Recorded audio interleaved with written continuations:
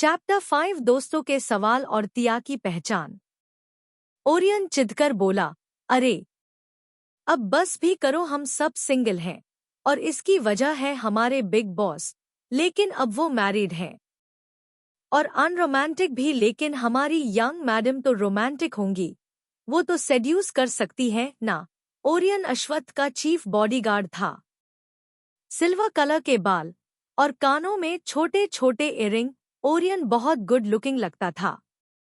जहां अश्वत्थ के कमरे के बाहर ये सब बातें चल रही थी, वहीं कमरे के अंदर तिया दर्द से कराहने लगी। पर अश्वत्थ बिल्कुल शांत था। वो बिना किसी एक्सप्रेशन के तिया को देख रहा था। उसने पूछा, क्या तुम कोई सपना देख रही थी? तिया ने अश्वत्थ की बात का जवाब नहीं दिया क्योंकि उसका ध्यान कहीं और था। मेरे कपड़े किसने बदले? तिया अपने आप से पूछ रही थी। उसने शादी का जोड़ा नहीं पहन रखा था और उसे अच्छे से याद था कि वो शादी के जोड़े में ही अश्वत्थ के रूल्स एंड रेगुलेशन सुनते सुनते सोफा पर ही सो गई थी। वो हकलाते हुए बोली, सर क्या आपने मेरे कपड़े? अश्वत्थ बिना एक्सप्रेशन के बोला, हाँ मैंने तुम्हारे कपड़े चेंज कर दिए। यह सुनते ही वो जोर से चिल्लाई और इस बार दरवाजे के पीछे खड़े लोगों से रहा नहीं गया और वो सब बिना इजाजत आतंकवादियों की तरह अंदर घुस आए। उन सबको देख के अश्वत्थ चौंक गया। आदित्य डरते हुए बोला, सॉरी भाई, हमें ढलत मत समझना, पर हमसे रहा नहीं गया। भाभी क्यों चिल्ला रही थी? कहीं आपने उनके साथ कुछ किया तो नहीं? ओहस बोला, बिग बॉस क्या हुआ? अश्वत्थ को इन लोगों पर गुस्सा आ रहा था। ओरियन ने तिया को देखा और बोला, अरे हम लोग ढलत टाइम पर आ गए, चलो चलो। आदित्य जाने को राजी नहीं था। उसने पूछा, ऐसे कैसे चलें? पहले पता तो चले हुआ क्या है? अश्वत्थ चिढ़ते हुए बोला, कुछ नहीं हुआ है, तुम्हारी भाभी बेड से गिर गई। अश्वत्थ की इरिटेशन को समझते हुए ओरियन सबको धक्का देते हुए कमरे से बाहर निकाल लाया। आदित्य, जिसको ओरियन जबरदस्ती बाहर लाया था, बोला, क्या कर रहे हो? ओरियन उसे समझाते हुए बोला, अरे यंग मैडम भी यहाँ रहती है, हमें अब पहले जैसे बेशर्मों की तरह वहाँ मुंह उठाए नहीं जाना चाहिए। आदित्य मजाक करते हुए बोला, तो क्या शर्म से जाना पड़ेगा? प्रत्यूष का आदित्य को पकड़कर पीटने का मन कर रहा था। हमेशा से आदित्य के दिमाग की वायरिंग अलग ही थी। वो हमेशा से अलग ही सोचता था। प्रत्यूष ने दूध को शांत किया और बोला, अरे मेरे भाई, तेरा भाई अब शादीशुदा है, उसकी एक खूबसूरत बीवी है, उनके पर्सनल अलोन टाइम में हम उन्हें डिस्टर्ब नहीं कर सकते ना। पर मेरा भाई तो अनरोमांटिक है। ये कहकर प्रत्युष की बात को आदित्य ने काट दिया। ओरियन दोनों को डांटते हुए बोला, चुप, अब चलो। और सभी आदित्य को उठाकर ले गए। कमरे में तिया चीखते हुए बोली, आप ऐसा कैसे कर सकते हैं? आप मुझे उठा भी तो सकते थे, आपने क्यों मेरे कपड़े बदले? अश्वत्थ ने उसे ऊपर से नीचे तक देखा और शांत होकर बोला, क्यों? मैं तुम्हारे कपड़े चेंज क्यों नहीं कर सकता? शायद तुम भूल रही हो तुम मेरी बीवी हो, तो इतना हक तो है ना मेरा? यह सुनकर तिया चुप हो गई। अश्वत्थ अजीब ढंग से मुस्कुराते हुए बोला, इतना शर्मिंदा होने की जरूरत नहीं है, मैंने ही देखा है, किसी और ने नहीं। यह सुन के तिया का मन कर रहा था कि वो वहीं पर गड्ढा खोदकर उसमें गड़ जाए या फिर धरती फट जाए और वो उसमें समा जाए। अश्वत्थ ने तिया को प्रिंसेस नाइट गाउन पहना दिया था। तिया के गाल शर्म से लाल हो गए थे। वो फर्श को देख रही थी और वहीं अश्वत्थ बेशर्मों की तरह कुछ भी बोले जा रहा था। अश्वत्थ ने उसकी मन की बात जान ली थी। वो उसे छेड़ते हुए बोला, मेरे घर में गड्ढा खोदने की कोशिश मत करना, समझ गई? और मरने की तो बिल्कुल भी मत सोचना। यह सुनकर तिया शॉक्ड रह गई कि अश्वत्थ को कैसे पता चला कि वो वही सोच रही थी। पूरी दुनिया में सबको लगता था कि अश्वत्थ एक बहुत ही अनरोमांटिक पर्सन है। इनफैक्ट उसके दोस्तों और भाई को भी यही लगता था। उन्हें क्या पता था कि उनका ये दोस्त इतना बेशर्म भी हो सकता है। और तो और अश्वत्थ वुड भी हैरान था कि वो क्या बके जा रहा है और किस लिए। उसने तिया को देखा और बोला, तुम्हें पता है ना क्या करना है? तिया चुप खड़ी उसे देखती रही। अश्वत्थ उसे समझाते हुए बोला, आज पहली रसोई की रस्म करनी है। तुम्हें मेरे दादाजी को इम्प्रेस करने का एक भी मौका नहीं छोड़ना है। समझ में आई बात? तुम्हें खाना बनाना तो आता है ना? यह सुनकर तिया बोली, जी। तो अब जाओ जाकर नहा लो और हाँ, बाहर मेरे पागल दोस्तों की फौज है। अगर वो लोग कुछ भी उल्टा पूछते हैं तो जवाब मत देना। वो लोग बड़े बदतमीज लोग हैं। ये कहकर अश्वत्थ कमरे से बाहर जाने लगा। तिया मन ही मन बोली, आप कौन से अच्छे हो? तिया को वहीं जड़ खड़ा देखकर अश्वत्थ ने उसे फिर टोका, अब जाओगी भी या फिर चाहती हो कि मैं तुम्हारी नहाने में? अश्वत्थ की बात पूरी भी नहीं हो पाई थी कि तिया उठ खड़ी हुई और भागते हुए बाथरूम में घुस गई और दरवाजा अंदर से बंद कर दिया और लंबी लंबी सांसें लेने लगी। अश्वत्थ को खुद पे ताज्जुब हुआ और वो मन ही मन बोला, मैं कब से ऐसा हो गया हूँ? कुछ भी बोले जा रहा हूँ। लोग सही कहते हैं, औरत का चक्कर ही ऐसा होता है। क्या मेरा? नो नो नो, ऐसा नहीं हो सकता। यहाँ अश्वत्थ परेशान हो रहा था अपने इस नए बिहेवियर से और वहाँ टिया बाथरूम में सोच रही थी, हे भगवान, किससे शादी कर ली मैंने? मेरी इतनी फूटी किस्मत। इससे अच्छा तो मैं। और फिर उसे याद आया कि उसे खाना बनाना है और उसने जल्दी जल्दी तैयार होना शुरू किया।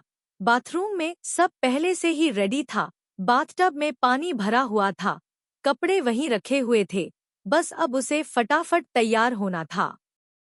नहाने के बाद जब टिया कपड़े पहन रही थी तो उसने देखा कि वो कपड़े तो बहुत महंगी ब्रांड के हैं। जैसे ही टिया कपड़े पहनकर बाहर आई उसने अश्वत्थ को बाहर बिस्तर पे बैठे देखा। वो बेडरूम से बाहर नहीं गया था। अश्वत्थ उसे निहारते हुए बोला, अच्छी लग रही हो। टिया एकदम से ऑकवर्ड हो गई और सीधा ड्रेसिंग रूम में गई और थोड़ी देर बाद तैयार होकर बाहर आई। अश्वत्थ उसे देखते ही रह गया। टिया बिना अश्वत्थ पे ध्यान दिए सीधा रूम से बाहर निकली जहां उसको उस घर के सारे हैंडसम हंग्स लाइन लगाए बाहर खड़े दिखे। ऐसा लग रहा था कि वो लोग अपने फेवरेट सुपरस्टार का वेट कर रहे हो।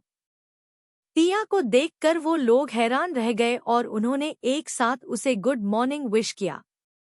आदित्य बोला, वाह भाभी, आप क्या लग रही हो, एकदम कहर। टिया चौंक गई। अहीम बोला, madam you are looking gorgeous.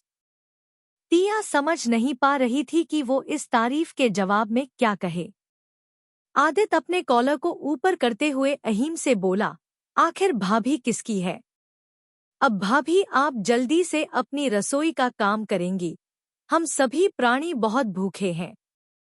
कृपया करके हम पर उपकार करें और हमें भोजन प्रदान करें। यह सुनकर टिया खिलखिलाकर हंस पड़ी। तभी जॉन्सी आई और टिया को अपने साथ ले गई। फिर सारे आदमी बिना रोकटोक के रूम में हड़बड़ाते हुए एक दूसरे पर गिरते पड़ते अश्वत्थ के कमरे में घुस गए। अपने घर के सिली हैंडसम मैन का छिछोरापन देख के अश्वत्थ बोला, तुम लोगों में सब्र नाम की चीज नहीं है। कोई ऐसे कमरे में आता है क्या? प्रत्यूष बोला, ओह रियली बॉस। ओजस प्रत्युष की बात से हिम्मत लेते हुए बोला, और नहीं तो क्या, एक बात बताओ, आपके और यंग मैडम के बीच कुछ हुआ भी या नहीं? आदित्य एक्साइटेड होकर बोला, भाई जल्दी बताओ ना, मैं चाचा बनने के लिए और ज्यादा वेट नहीं कर सकता। यह सुनकर अश्वत्थ ने उन्हें घूर कर देखा और बोला, बैड मैनर्स। अभ्रम बोला, अश्वत्थ की बात को नकारते हुए बोला, बैड मैनर्स गया भाड़ में, हमें जवाब चाहिए, अभी के अभी। एक तो किसी को बिना बताए उस लड़की को अपनी गर्लफ्रेंड अनाउंस कर दिया, फिर लगे हाथ दूसरे दिन शादी भी कर ली, तो जाहिर सी बात है कि उसे तुम पसंद करते होगे पहले से ही। अश्वत्थ सबसे परेशान होते हुए बोला, मैं उसे नहीं जानता, बस इतना बता सकता हूँ कि फिलहाल मेरे पास उसके साथ रहने का एक सॉलिड रीजन है। वो मेकअप की दुकान चारवी सहाय, एम आई राइट? जैसे ही यह बात कमरे में गूंजी, सबने देखा कि यह कौन बोला। यह बात रचित के मुंह से निकली थी। अश्वत्थ ने गुस्से से घूर के रचित को देखा। प्रत्यूष एकदम चिढ़ गया और नाराज होते हुए बोला, क्या सुबह सुबह किसका नाम ले लिया? अब मेरा पूरा दिन दराब जाएगा। वैसे ही उसकी शक्ल देखकर मुझे बहुत बुरा फील होता है।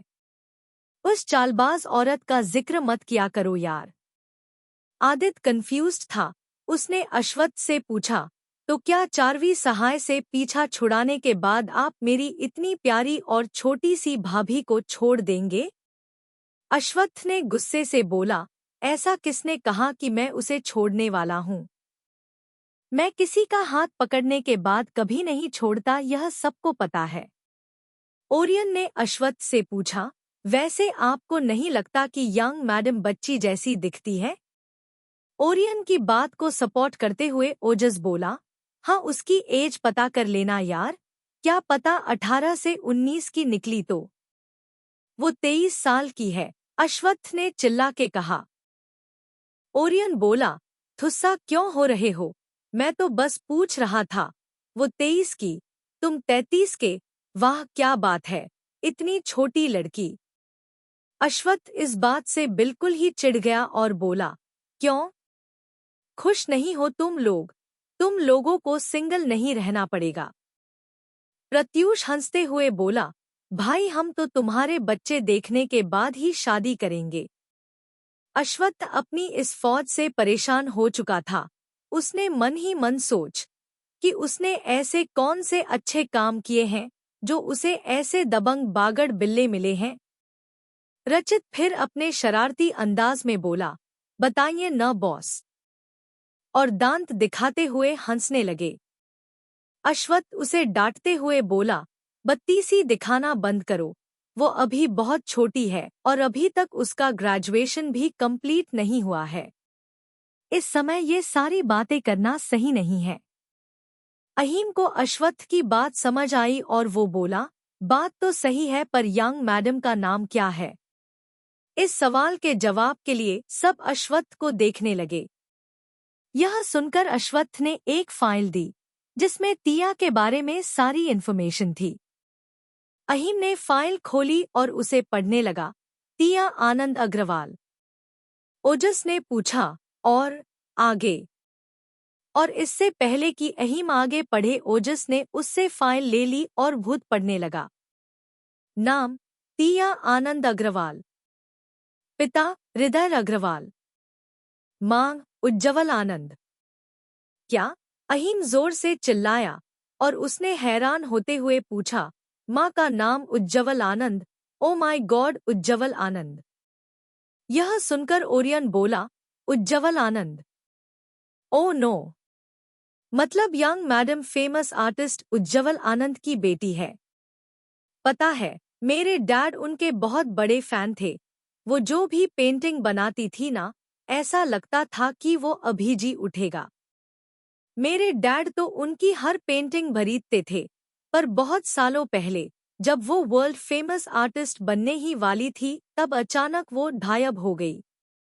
आदित्य जो अब बहुत एक्साइटेड था वो बोला, हमारे पास भी उनकी बहुत सारी पेंटिंग्स हैं, मॉम ने खरीदी थी।